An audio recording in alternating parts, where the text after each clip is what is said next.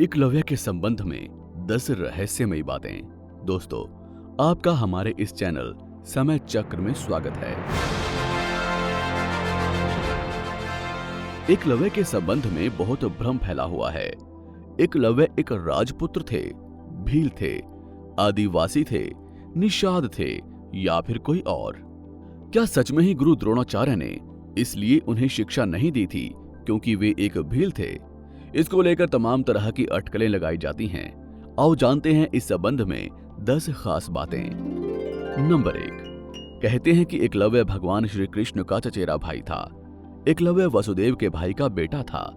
ये एक जंगल में खो गया था और हिरण्यधनु नाम के निषाद राजा को मिल गया था। तब से उसे हिरण्यधनु का पुत्र ही माना जाता है। नंबर 2, ये भी कहा जाता है कि एकलव्य भगवान श्री कृष्ण के पितृव्य यानी कि चाचा के पुत्र थे, जिसे बाल्यावस्था में ज्योतिष के आधार पर वनवासी भीलराज निषाद राज हिरण्यधनु को सौंप दिया गया था। नंबर 3, महाभारत काल में प्रयाग यानी कि इलाहाबाद के तटवर्ती प्रदेश में सुदूर तक फैला हुआ श्रृंगवेरपुर राज्य निषाद राज हिरण्यधनु का था। गंगा के तट पर स्थित श्रृंगवेरपुर उसकी सुदृढ़ राजधानी थी। हिरण्यधनु का पुत्र एकलव्य था। नंबर 4, अब ये तय कर पाना मुश्किल है कि एकलव्य एक खो गया बालक था या हिरण्यधनु का पुत्र। वो यदि श्री कृष्ण का चचेरा भाई था तो निश्चित रूप ही यदुवंशी था, और यदि नहीं था तो वो निषाद जाति का था। महाभारत में एक जगह उल्लेख मिलता है कि एकलव्य निषाद राज के दत्तक पुत्र थे। नंबर 5, ये धारणा गलत है कि एकलव्य को गुरु द्रोणाचार्य ने इसलिए शिक्षा नहीं दी थी क्योंकि वो एक शूद्र जाति से था, जबकि सच ये है कि द्रोणाचार्य ने भीष्म को वचन दे रखा था कि मैं आपके राज्य के राजपुत्रों को ही शिक्षा दूंगा।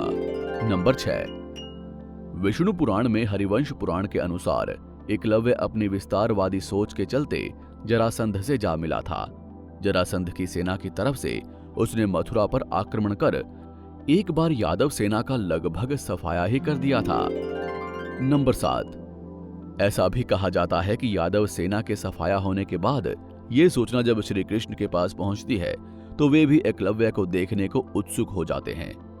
दाहिने हाथ में महज 4 अंगुलियों के सहारे धनुष बाण चलाते हुए एकलव्य को देखकर वो समझ जाते हैं कि ये पांडवों और उनकी सेना के लिए खतरनाक साबित हो सकता है।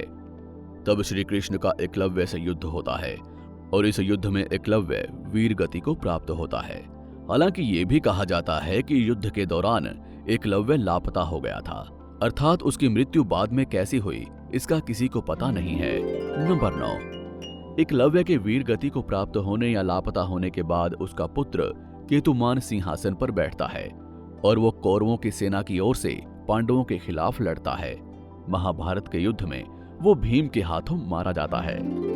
नंबर 10, इसमें कोई दो राय नहीं है कि एकलव्य श्रेष्ठ धनुर्धर था। गुरु द्रोण की मूर्ति बनाकर मूर्ति के समक्ष एकलव्य ने धनुर्विद्या सीखी थी। गुरु द्रोण को जब इस बात का पता चला कि एकलव्य अर्जुन से भी श्रेष्ठ धनुष बाण चला सकता है तो उन्होंने एकलव्य से पूछा कि तुमने ये विद्या कहां से सीखी? इस पर एकलव्य ने कहा, गुरुवर, मैंने आपको ही गुरु मानकर आपकी मूर्ति के समक्ष इस विद्या को हासिल किया है। इस बात पर द्रोण ने कहा कि तब तो हम गुरु दक्षिणा के हकदार हैं। एकलव्य ये सुनकर प्रसन्न हो गया और कहने लगा, मांगिए गुरुदेव, क्या चाहिए आपको? द्रोण ने कहा कि तुम जिस हाथ से प्रत्यंचा चढ़ाते हो मुझे उस हाथ का अंगूठा चाहिए। तो दोस्तों, ये थी एकलव्य के बारे में 10 रहस्यमयी बातें।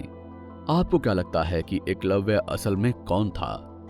आपको हमारी ये जानकारी कैसी लगी? हमें कमेंट सेक्शन में अवश्य बताएं। शुक्रिया।